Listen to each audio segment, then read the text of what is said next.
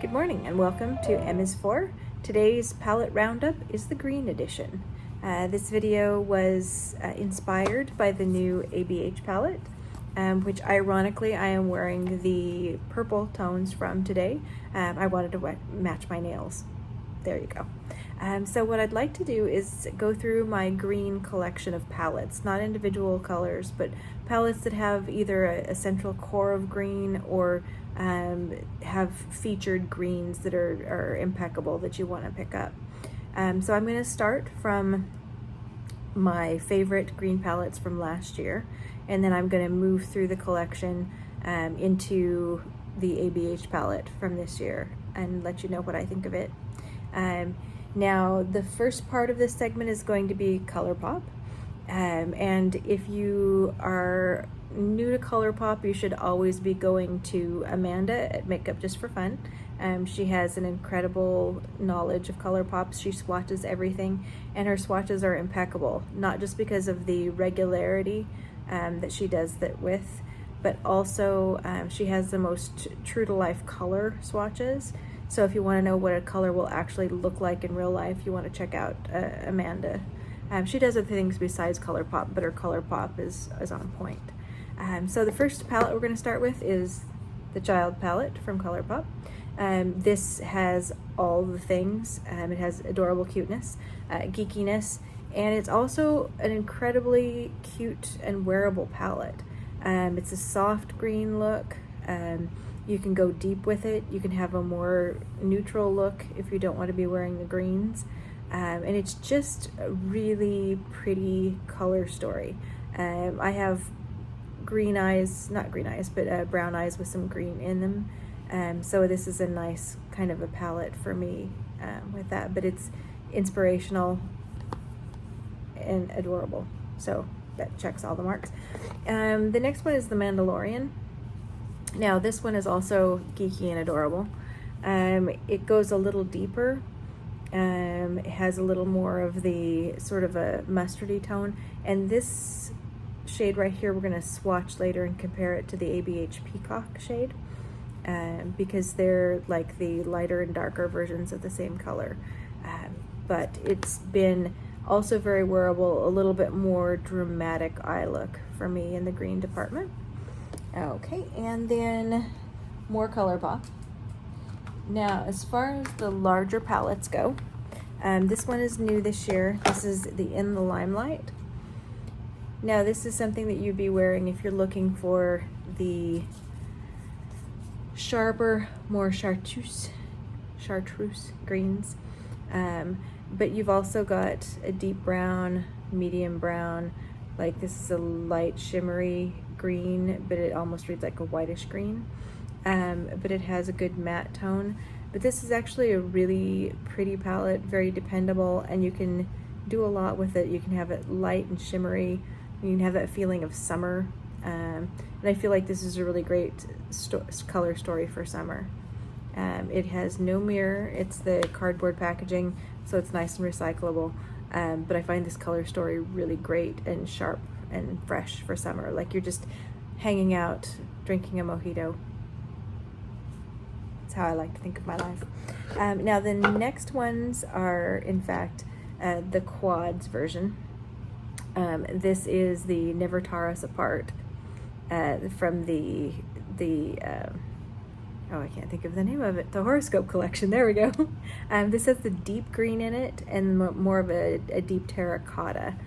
This is a lighter shimmery green and then a lighter greenish white.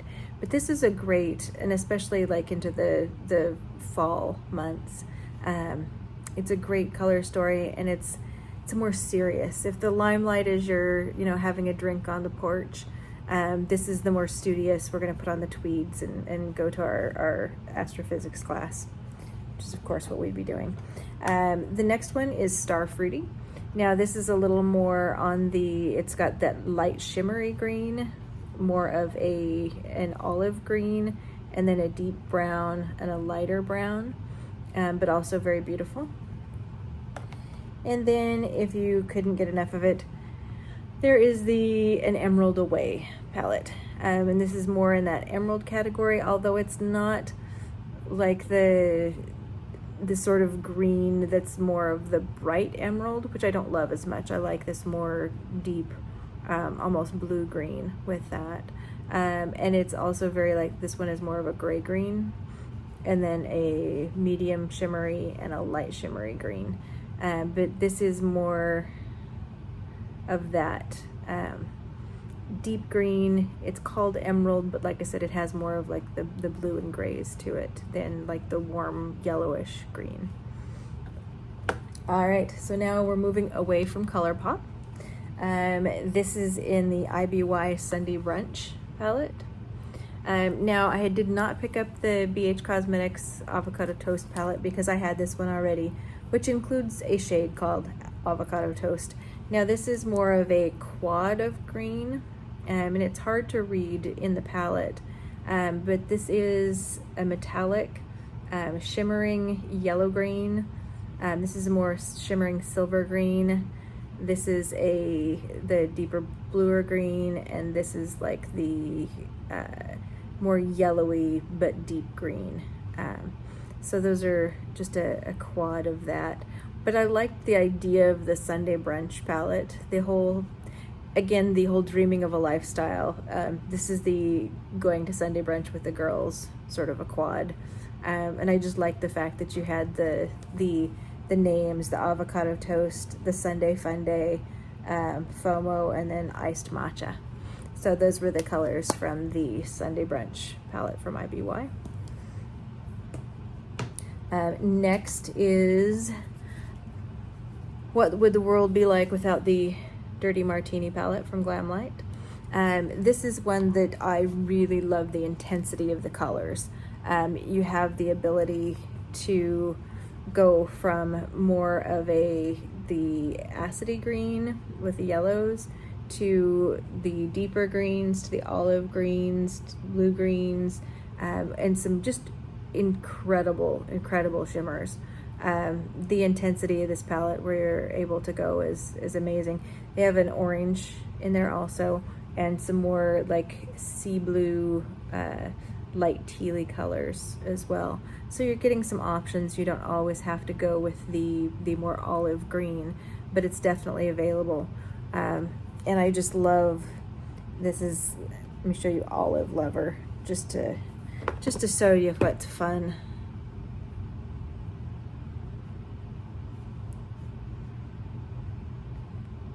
Anyway, so that's an amazing shimmer that I love. So it's a lot of fun to play with this palette. The colors are very intense and wonderful. And so if you're looking for something, it comes in plastic packaging that looks like a drink bottle. And if I were, in my 20s and moving into my new dorm room and I needed some decoration as well as a lovely palette, that would be decor. Otherwise it's, something to try and recycle. But the palette, very nice.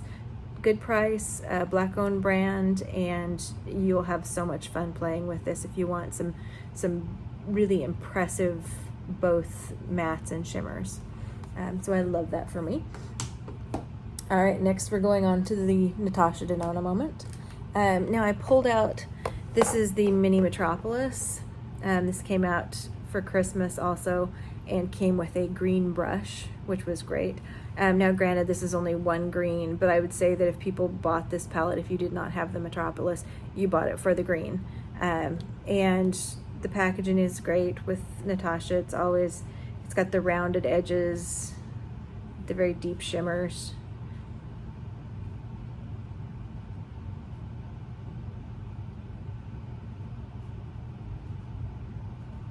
Really, that is, even though you can do completely neutral looks with this, I feel like that's really the selling shade, and it's a great formula.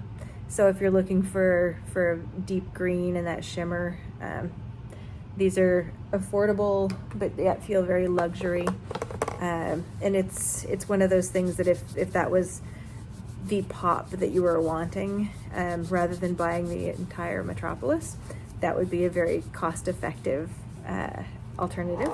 Now, this one I did not pay full price at all for. I got this on a massive sale. But we're looking at the Natasha Denona. This is the Triochrome palette, which the palette just itself, like, look at that. Ooh. Okay, so I could just sit here and look at the palette and be very, very happy. But with it, there's 3 different rows. There's all mattes except for the 3 Triochromes. You know, and for me, the stars of this show are going to be the green row here that has both like an acidy green and more of a chartreuse, and then the duochrome is really beautiful, and then you've got this really kind of a brown olive color. And I love the fact that the mattes are super, super creamy. They have great lasting power on the eye. And then 2 out of the 3 of the duochromes are awesome. But I love that it's kind of just a plug and play where you can just pick out that row and work in it. And this is the shadow. Now, she does have a liquid eyeshadow, a duochrome called Scarab also, that it's probably more of the duochrome function of this. I don't know that that's really showing up on camera.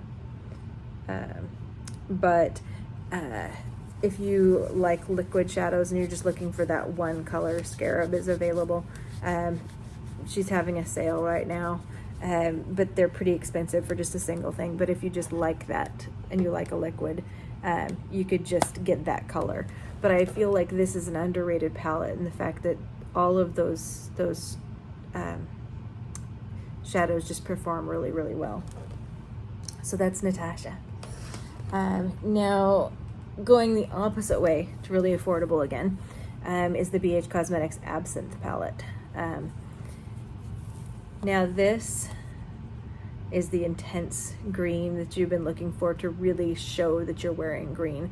And this looks great with like using this as a liner, or using a black liner and then having these pops of green where it really shows up that you're wearing your green colors. But these are really great shadows, really good color payoff. And if you're wanting to have green and have a beautiful color read and not break the bank, this is great. With BH Cosmetics being taken over by Morphe, I don't know what all will remain available or not available, but this is a great palette if you can still get your hands on it. We're getting closer. So the next one, okay, this is an Urban Decay Naked palette. Now they came out with a series of 3 of these, and the thing is with Urban Decay, my favorite palette is the Born to Run palette.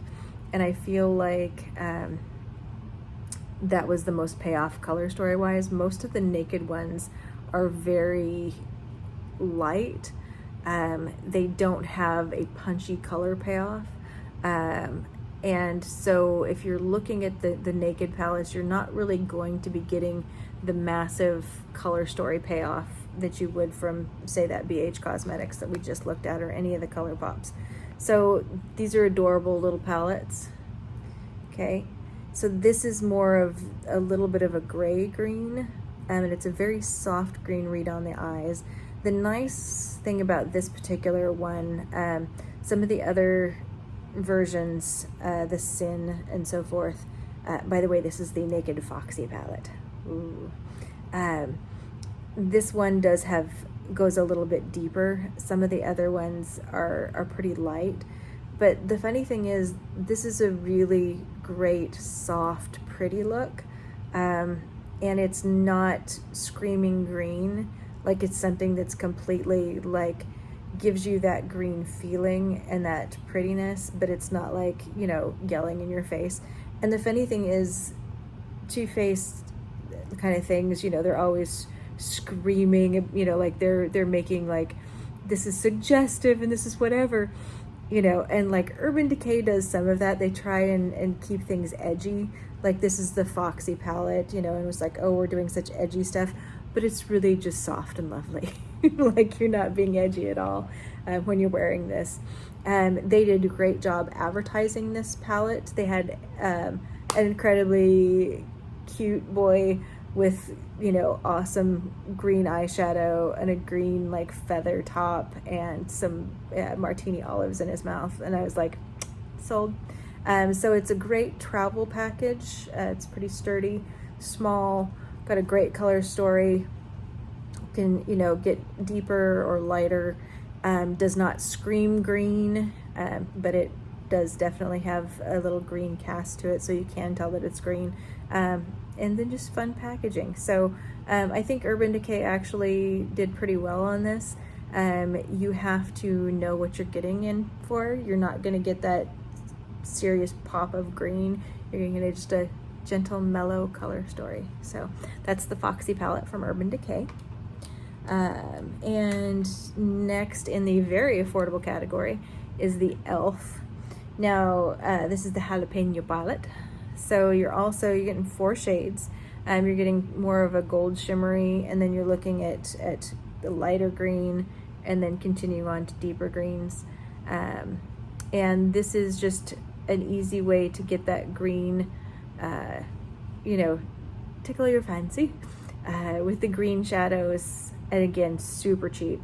And it performs really well too. And it's very travel friendly. It doesn't have the luxe feel like the Natasha Denona one has. You know, it's very light, squared off edges, but the shadows in there really work nicely, and they're definitely give you that definite green punch. I don't know that they look jalapeno to me, but they're definitely green. So there you go. We're getting closer to the end. Also in the affordable category is the Essence Dancing Green, punny also. But I've picked up most of these. Some of them I have decluttered since. But this is again that deep green, a little more of a blue, and then you have a little more of an olive, and these are light, like a light green, and then you've got your neutrals. So it's actually a very, very good palette. Again, very travel friendly, very wallet friendly, very lightweight. And it's one of those things that it's, even though it's a smaller, more affordable palette, I feel like it you know, there's a lot of this that can really stand up to some of the larger, more expensive palettes. And I do keep it in my collection because I do like it very much. And it's still holding its own. It has not been decluttered because I do love it, and I do come back to it occasionally. Now, second to last here, I believe. I'm bringing this in. This is one of the older BareMinerals. This is the Copper palette, and I realize they call it copper, but what I use it for, this green shade right here. Now the rest of it is all mostly neutrals and a little bit of peachy, but this is a great shade. And a lot of the BareMinerals formulas, like the new palettes, don't have any oomph to them at all. I find them really unsatisfying on the whole. But this palette has a good color story, and this is a very, again, a more muted green that has like that, a little bit of the green, a little reflective, like you can see where it would go well with the copper concept. But I find this palette, the formula is very good, wears very well. It's a better quality than all of the newer palettes from BareMinerals. At some point in time, this will age out, but I find it extremely dependable. Also compact. I could put this on in the dark and get a really nice look. Which sometimes in my former life, you know, going to work, I'd be trying to put on makeup in the garage, and you know, this sort of a palette would always give you a really pretty look. Really dependable. All right, drum roll, the moment you've been waiting for, the Abh Nouveau palette. Now, I tried really hard not to buy this. I looked through a whole bunch of videos, watched lots of swatches to try and figure out what I really felt about it, if it was going to be something that I thought that I would really love and want to pick up for the price point. And I ended up figuring out that I would like it and that I would pick it up, and let me walk you through the thought process. Now, first of all, this is the palette, and unlike some of the other ABH palettes, this is not the fluffy, fuzzy version. This is kind of a woven with the texture on it, with some kind of a coating. So what it reminds me of in a lot of ways is like the Saffiano leather bags that are nearly indestructible and don't stain. So I was super happy about that, thinking about not having the mess that I usually make with those kind of cloth covers. It was in this great sagey green, gold lettering, a little gold accent right there. And so the packaging really appealed to me. Then you've got along the edges the gold, so it's almost like one of the filigree, the gold bound books. So I just thought that the packaging was really lovely. Now you're opening it up. It has the larger pans, no brush, because I hate that brushes falling out every time you're trying to do something with it. And the color story, this is going with more Art Nouveau, but looking at it, I'm like, okay, these are soft colors, like I have some of these greens, you know, what is it that makes this special about this palette? And I did not, when I come to use the palette, I don't think that the swatches that are really heavy swatches really do the palette justice, because I feel like they're going, okay, we're gonna give a heavy swatch so you get a great color read about this, and I actually don't think that that's where this palette shines, oddly enough. I think being able to see it in the soft washings of color help seeing it in a difference of lighting. So whenever you're seeing somebody swatching it and then rolling it through a light, that's really helpful. And it's not to say that these shadows aren't pigmented, but the light quality makes a difference to them. And so let me show you what I mean by that. I'm gonna swatch the first two shades, Isle and Winger. Now, what I am appreciating about this palette is the shades are more creamy and less powdery, except for one shade, than most of the other ABH shades. I've had a problem with a number of my older ABH shades completely shattering because they're so incredibly powdery and light and not hard pressed. I don't have that problem with this. This is more creamy, not as much fallout, again, except for one shade. But I just want to show you what I mean by this. Like, these are very soft, pretty shimmers. And it's the idea that as it hits the light, you're experiencing this wash of color and shine and light. And so it's the idea that you're coming from it with a different idea than you're getting an opaque color payoff. And like I said, that's not to say that you can't get with the mattes, the more opaque reads, and this is Liberty that I'm swatching right now. So you've got that olive matte. But the idea is, this is a very soft, beautiful color palette. Now this, let me show you Wisteria, which is what I'm wearing on my eyes today. Now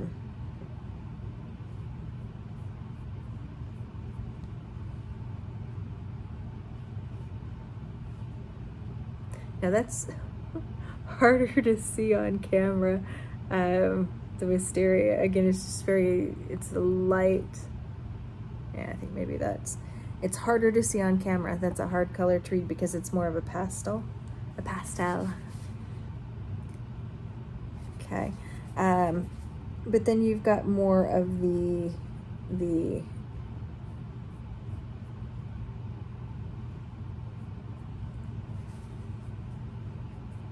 And when you put it up next to those sorts of tones, it's a little easier to see. But again, it's very light. Now, the shade that I was telling you about that is very prone to fallout, is called Muse. And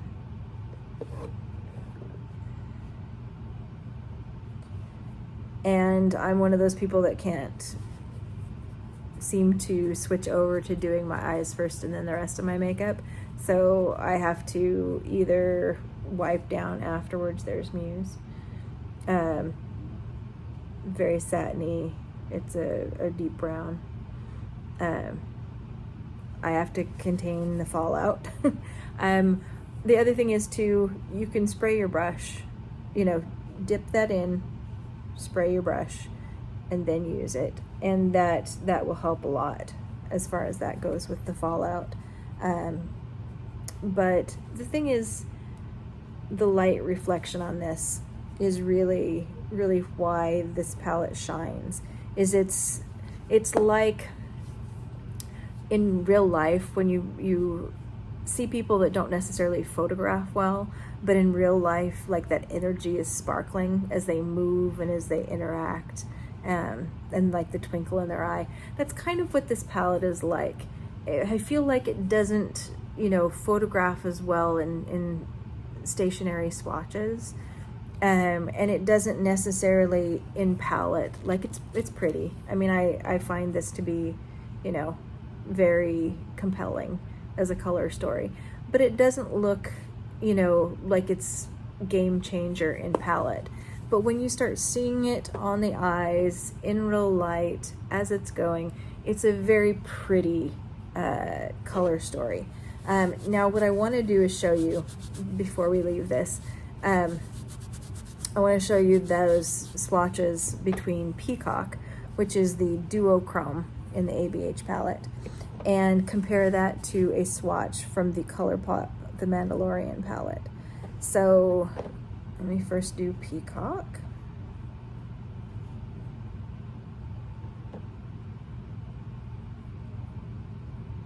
And the things with these is they go from a green to a silver to, there's a warm reddish tone to them. Sorry. And then here's the Mandalorian.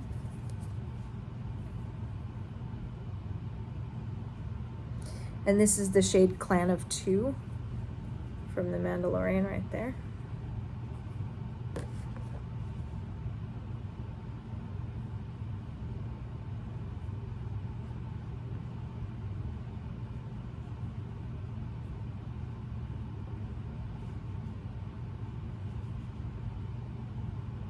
Trying to make my swatches equal.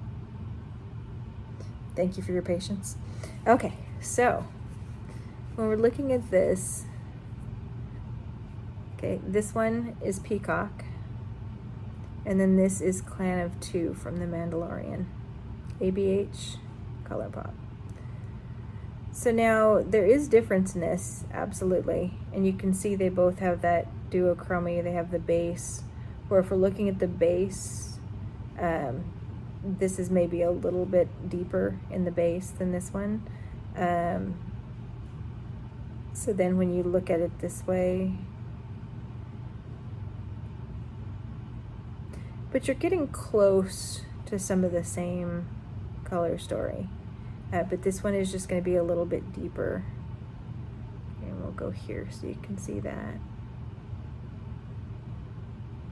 So the reason that I'm saying this is that if you are finding like that the duochrome color in the ABH is really what's speaking to you, there are other palettes that you can get that have this same kind of green, red, brown color story to it. It's probably the closest there. And sometimes when you get things on your eyes, there's a lot less of a difference than in a palette or in a swatch. Again, the light catching it, the movement. But again, if you're looking for something, this is a little more orangey and earthy, and then a little deeper in the duochrome. And then if you add if you want those lighter effects, then the Child palette has more of like the pinkies, the lighter greens, and the light shimmery greens. And then an excellent non-flaky brown that could do the same thing as your ABH palette. And these are still available on the Colourpop site. Colourpop is having a 30% off sale site-wide right now if you need that. But just a way of thinking about it, that if you were wanting to do a color story, these two do not have like the Wisteria color, that this one right here.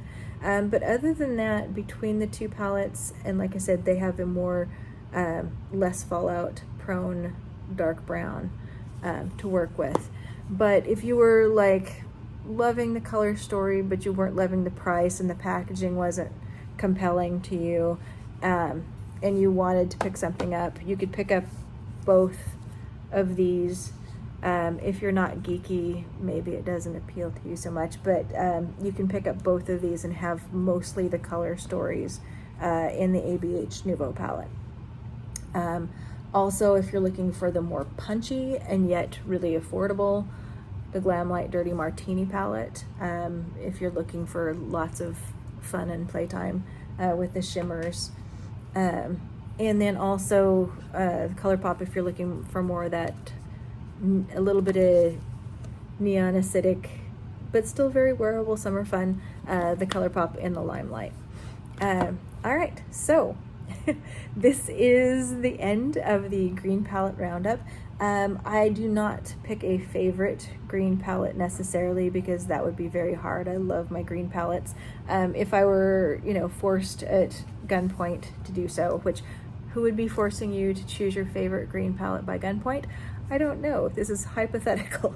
But if I had to, I would be looking at these guys because, again, just both of them, but especially the Child, just makes me happy every time that I even get in the near vicinity of it. So I would probably be reaching back for this as my favorite.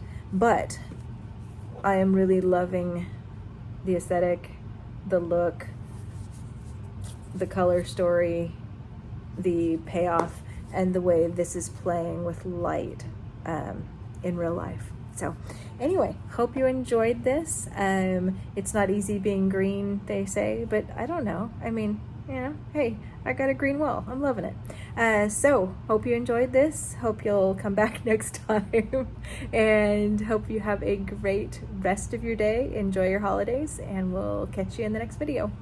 Bye.